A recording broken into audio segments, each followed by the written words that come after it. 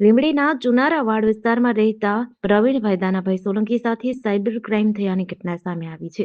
ભોગ બનનાર પાસેથી પ્રાપ્ત વિગત અનુસાર આંગણવાડી વર્કરનું નામ બતાવી ગઠિયાએ ઓનલાઈન ક્રાઇમને અંજામ આપ્યું હતું.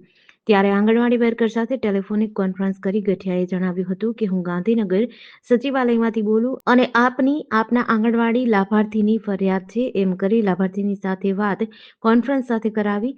આંગણવાડી લાભાર્થીને ફોન હોલ્ડ ઉપર રાખી વર્કર બહેનને જણાવ્યું કે આપના લાભાર્થીને કહો તેમની વિગત આપે અને ત્યારબાદ વર્કર બહેનનો ફોન હોલ્ડ પર મૂકી પ્રવીણભાઈ સાથે લોભામણી વાત કરી કે તમને 22,000 સરકાર તરફથી મળવાના છે અને એક ગૂગલ પેની લિંક મોકલી અને પે પર ટચ કરવાનું કહેતા પ્રવીણભાઈએ ટચ કર્યું તો ખાતામાંથી 9,995ની ઉઠાંતરી થવા પામી હતી અને ફ્રોડ થયાની ખબર પડતા આંગણવાડી વર્કર બહેન અને આંગણવાડી લાભાર્થી પ્રવીણભાઈ સોલંકી લીંબડી પોલીસ સ્ટેશન પહોંચી ગયા હતા.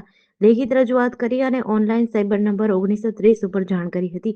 સરકાર અને પોલીસ દ્વારા અવારનવાર ઓનલાઈન ફ્રોડ ના થાય તે માટે જાહેરાતો સાથે કાર્યક્રમો કરવામાં આવે છે, પણ લાલચમાં આવીને લોકો આવા ગઠિયાઓનો શિકાર બને છે.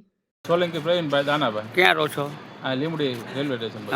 તમારી સાથે શું ઘટના બની? મારા આંગણવાડીમાંથી સાહેબ બોલું છું ગાંધીનગરથી, એવું ફોન આવેલો અને એમાં ગૂગલ પ્લેમાંથી 10,000 કટ થઈ ગયા. પછી મેં આ પોલીસ સ્ટેશન ફરિયાદ નોંધાવી અને 1930માં ફોન કરીને અહીંયા નોંધાવી ફરિયાદ.